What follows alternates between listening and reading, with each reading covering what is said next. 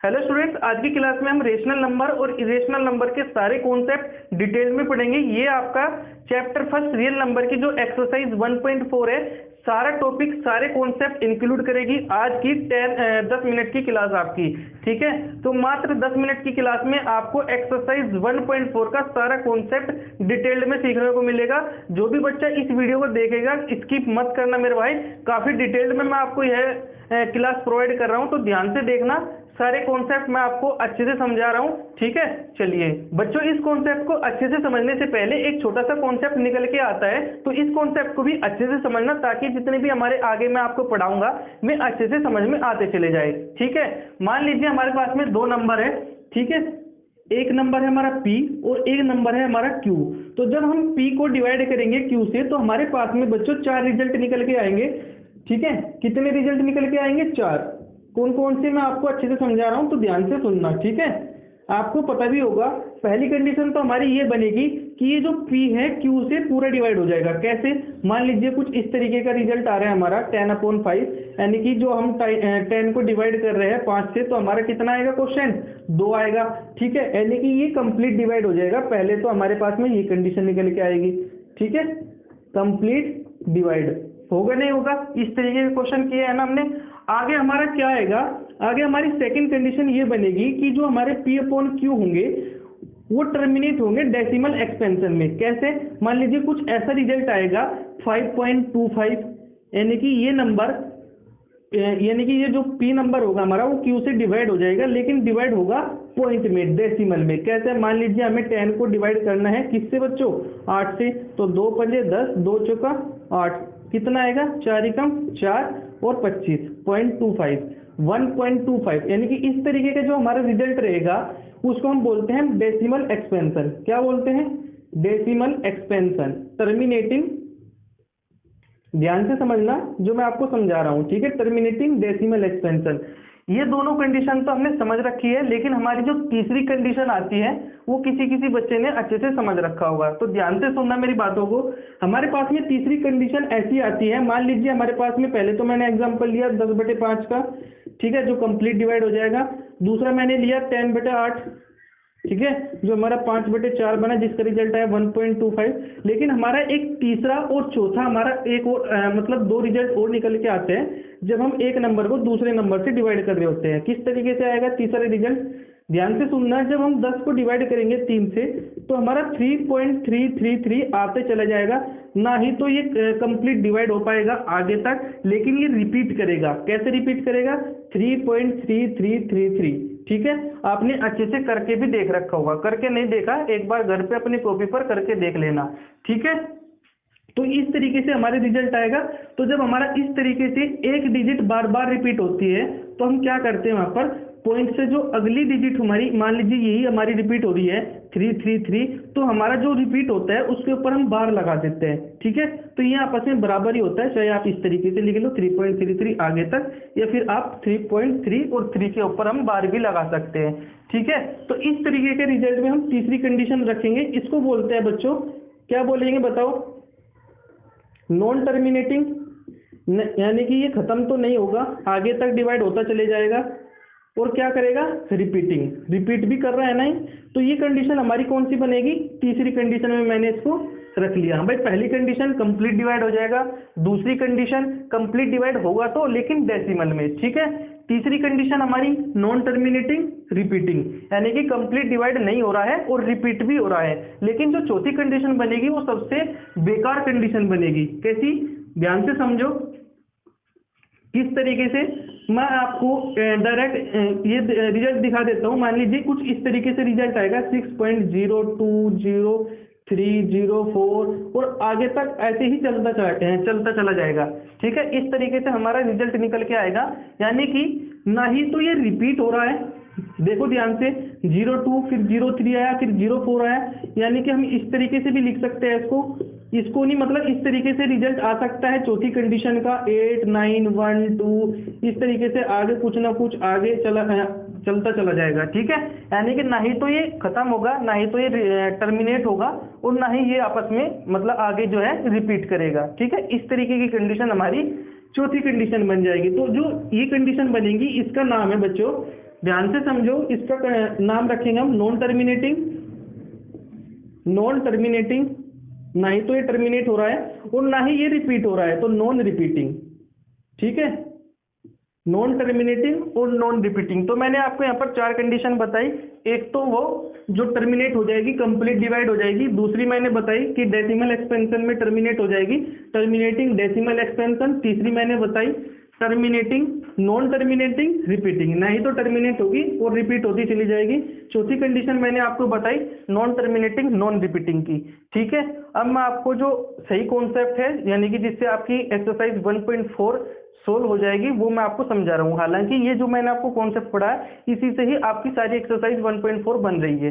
ठीक है, तो यहाँ पर 3 कंडीशन तो चली जाएगी रेशनल नंबर में, ठीक है, और एक कंडीशन हमारी चली जाएगी इरेशनल नंबर में। ठीक है, तो अब मैं आपको अच्छे से समझा पाऊंगा, क्योंकि मैंने जो बेसिक कॉन्सेप्ट था पहले ही समझा दिया। तो जो पहली 3 कंडीशन थी कौन कौन सी, बताना मेरे साथ में एक बार फिर से। एक तो मैं आपको चलो लिख के दिखा रहा हूँ। जो पहली कंडीशन थी हमारी टर्मिनेटिंग डेसिमल, टर्मिनेट वाली, यानी कंप्लीट डिवाइड वाली। ठीक है, दूसरी टर्मिनेटिंग डेसिमल वाली। ठीक है मेरे भाई, और जो तीसरी कंडीशन नॉन टर्मिनेटिंग और रिपीटिंग। ये 3 कंडीशन तो हमारी रेशनल नंबर में इंक्लूड हो जाएगी। और जो चौथी कंडीशन हमारी बन रही है, जो सबसे बैड कंडीशन है, नॉन टर्मिनेटिंग, ना ही तो टर्मिनेट होगी और ना ही आपस में रिपीट करेंगी। ठीक है, एक बार फिर से मैं आपको यहाँ पर रिजल्ट दिखा रहा हूँ ताकि आप अच्छे से समझ जाओ। ठीक है, यानी कि ये जो है आपका नंबर, ये क्या बताना चाह रहा है। ठीक है, मान लीजिए 10 को डिवाइड करना है 5 से, तो 2 आएगा, यानी कि कंप्लीट नंबर आएगा, कोशेंट हमारा फ्रैक्शन में नहीं आएगा, ना ही आपका डेसिमल में आएगा। ठीक है, टर्मिनेटिंग डेसिमल हमारा डेसिमल में आएगा, यानी कि इस तरीके से हमारा रिजल्ट बनेगा 5.25 6.02, यानी कि कंप्लीट हमारा डिवाइड हो जाएगा डेसिमल एक्सपेंशन में। ठीक है, डेसिमल फॉर्म में।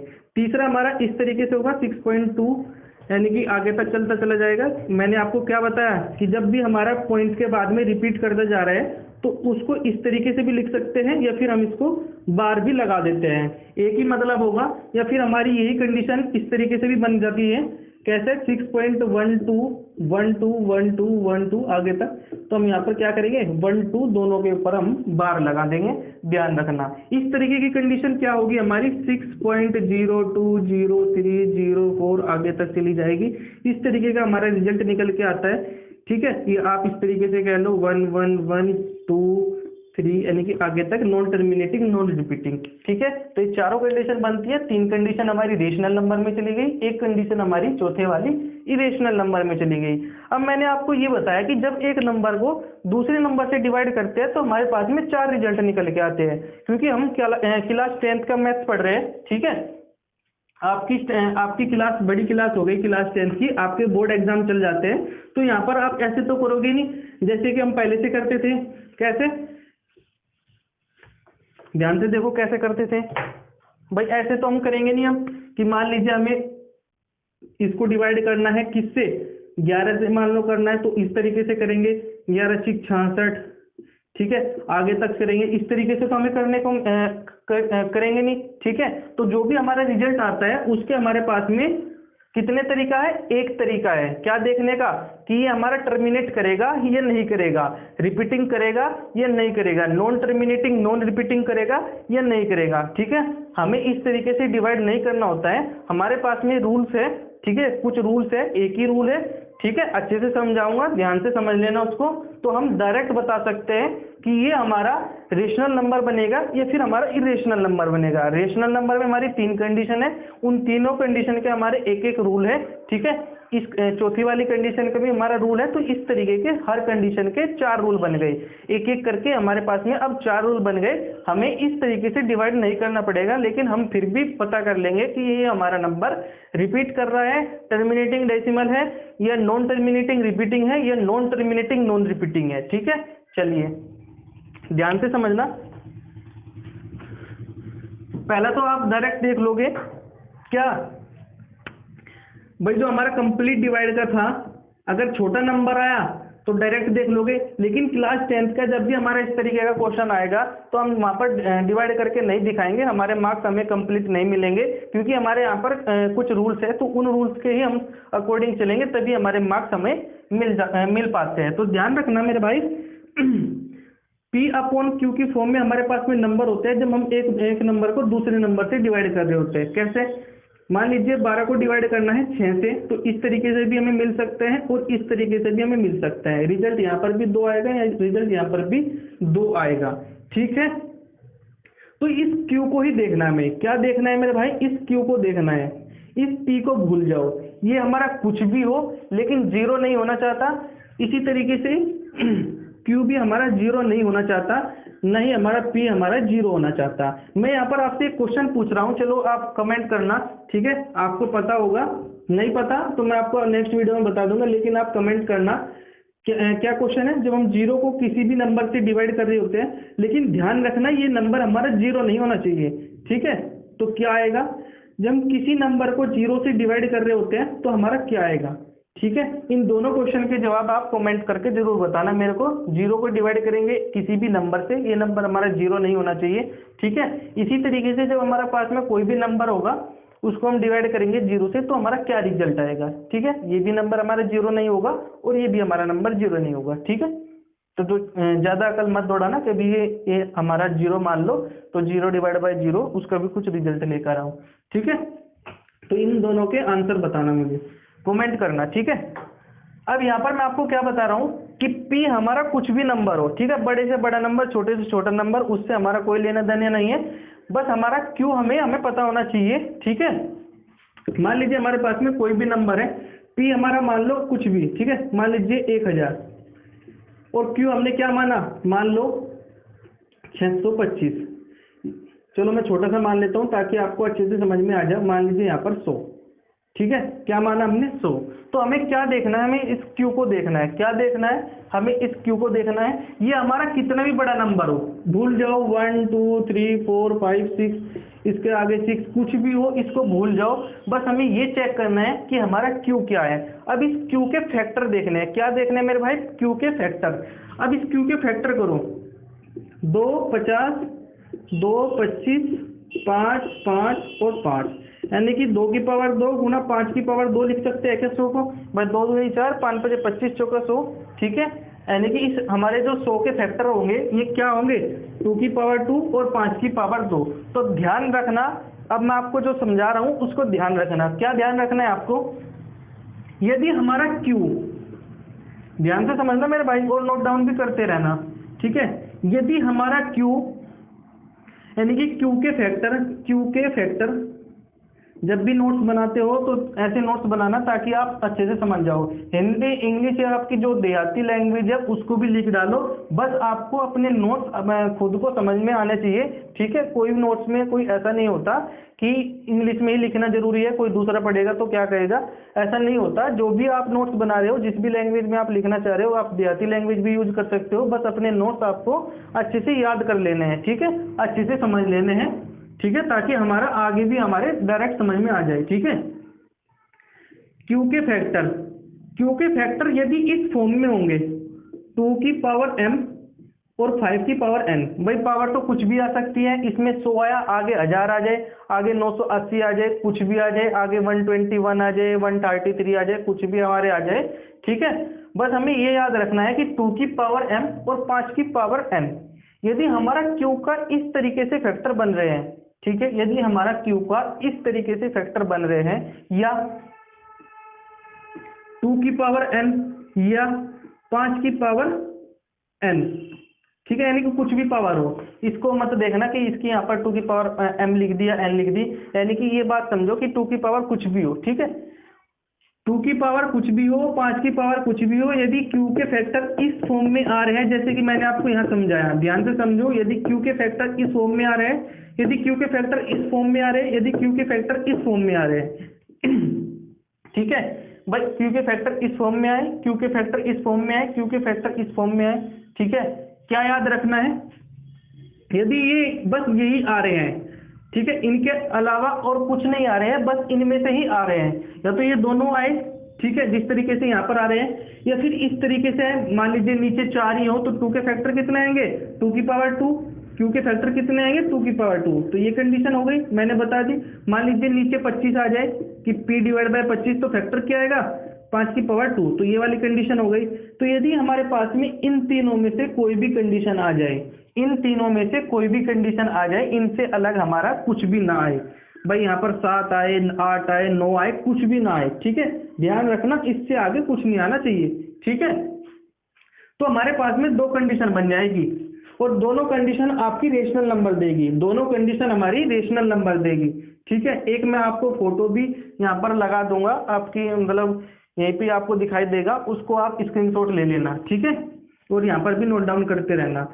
भाई यहाँ पर हमारे तीनों में से कोई भी कंडीशन यदि आएगी और इन तीनों से अलग कोई भी अलग नहीं आएगी, मान लीजिए यहाँ पर इसके अलावा भी कुछ भी नहीं आएगा, यहाँ पर भी इसके अलावा कुछ नहीं आएगा, यहाँ पर भी इसके अलावा कुछ नहीं आएगा, तो ये तीनों कंडीशन हमारी रेशनल नंबर में जाएगी।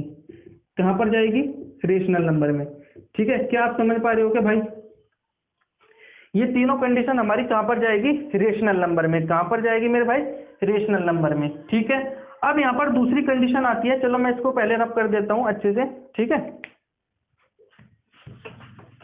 चलिए बच्चों, अब मैं आपको नेक्स्ट कंडीशन बता रहा हूँ, नेक्स्ट रूल बता रहा हूँ, ठीक है, तो ध्यान से बोर्ड पर देखना। अब हमारी कंडीशन एक टर्मिनेटिंग की तो हो गई, भाई टर्मिनेटिंग की हो गई और टर्मिनेटिंग डेसिमल की हो गई, ठीक है, टर्मिनेटिंग डेसिमल एक्सपेंशन की हो गई, ठीक है। एक बार फिर से बता देना चाहता हूं मैं आपको, भाई मैंने आपको बताया 2 की पावर n 5 की पावर m, इस तरीके से कंडीशन बन रही है यदि हमारी q के फैक्टर इस तरीके से आ रहे हैं, या हमारी 2 की पावर n या फिर हमारा 5 की पावर m आ रही है, या तो हमारा टर्मिनेट हो जाएगा या फिर हमारा टर्मिनेटिंग डेसिमल होगा। दोनों ही कंडीशन में क्या रहेगा हमारा रेशनल नंबर, ठीक है, रेशनल नंबर। मैंने आपको ये बताया था कि एक तीसरी कंडीशन भी बनती है कि नॉन टर्मिनेटिंग रिपीटिंग वाली, वो भी हमारा रेशनल नंबर देगी। तो वो कौन सी कंडीशन से हमारा हम यह देख पाएंगे कि हमारा नॉन टर्मिनेटिंग रिपीटिंग बनता है, तो उसको भी ध्यान से देखना, ठीक है, होगा फैक्टर से ही।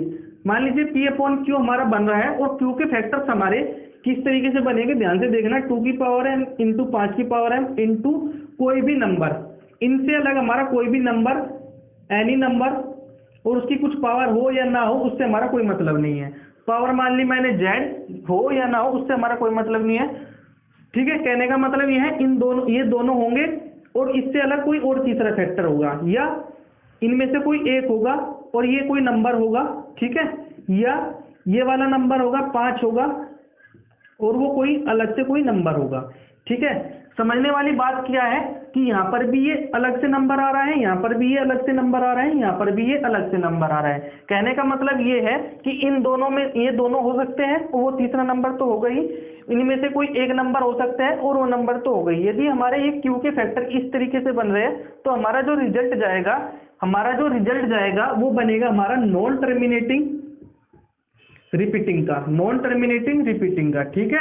और ये भी कंडीशन हमारी क्या बताएगी कि ये नंबर रेशनल नंबर है, क्या बताएगी मेरे भाई कि ये नंबर हमारा रेशनल नंबर है, ठीक है। क्या आप समझ पाए क्या, मैंने ये बताया, या तो ये दोनों कंडीशन यदि हमारी होती है, केवल ये दोनों, तो हमारा क्या बनता, टर्मिनेटिंग बनता है, फिर टर्मिनेटिंग डेसिमल बनता, तब भी हमारा रेशनल नंबर होता, या फिर हमारा 2 की पावर n होता खाली और फिर हमारा 5 की पावर n होता खाली, तब भी हमारा टर्मिनेटिंग डेसिमल बनता, या फिर हमारा टर्मिनेटिंग ही बनता, यानी कि कंप्लीट डिवाइड ही होता, ठीक है। अब यहाँ पर हमारा कोई तीसरा भी फैक्टर होगा, इस क्यू का तीसरा भी फैक्टर होगा, ठीक है। अब ये जो तीसरा फैक्टर बनेगा ये हमारा रिजल्ट ही बदल देगा। कैसा रिजल्ट आएगा, non terminating repeating.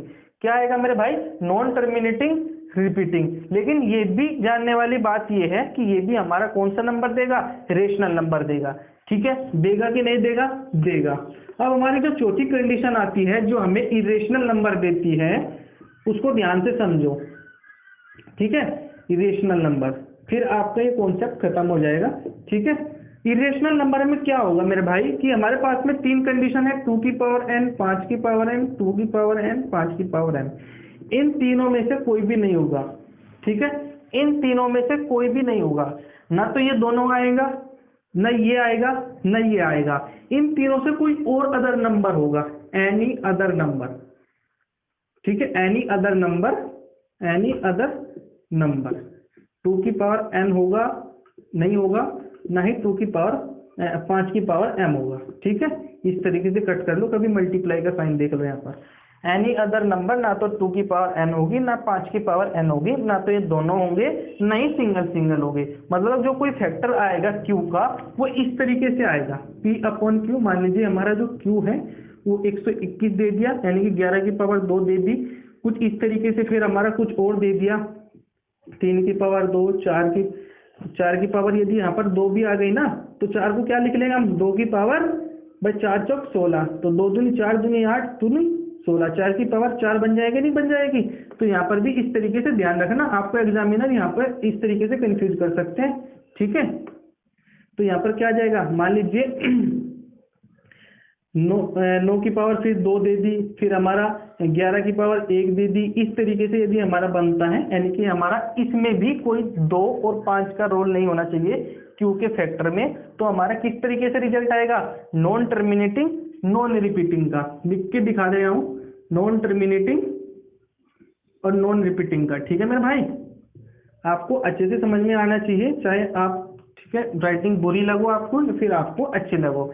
I hope मैंने आपको ये चारों कॉन्सेप्ट अच्छे से बताए होंगे। यदि आपको एग्जाम्पल भी अच्छे से समझना है तो मुझे कमेंट करके जरूर बताना, मैं आपको एग्जाम्पल भी अच्छे से समझा दूंगा। क्योंकि मेरा नया चैनल है तो आप छोटी वीडियो तो देख लेते हो, बड़ी वीडियो आप लोग देखना पसंद नहीं करते, और जब आपको नया चेहरा कोई पढ़ा रहा होता है तो आप उसकी वीडियो तो बिल्कुल भी नहीं देखते। तो मैं आपको यहाँ पर इतना ही कहूंगा, यदि आपको अच्छे से मैथ्स पढ़ना है तो मेरे चैनल से जुड़ जाइए।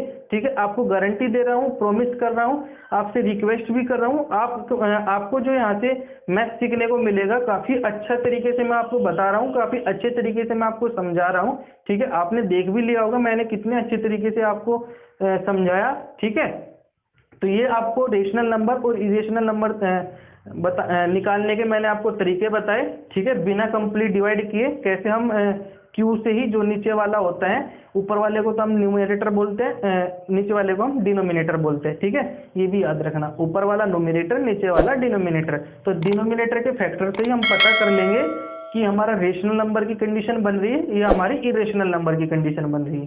ठीक है, चलिए मिलते हैं अपनी नेक्स्ट वीडियो में। ठीक है, तो वीडियो को लाइक शेयर सब्सक्राइब जरूर करना। ठीक है मेरे भाई, चलिए।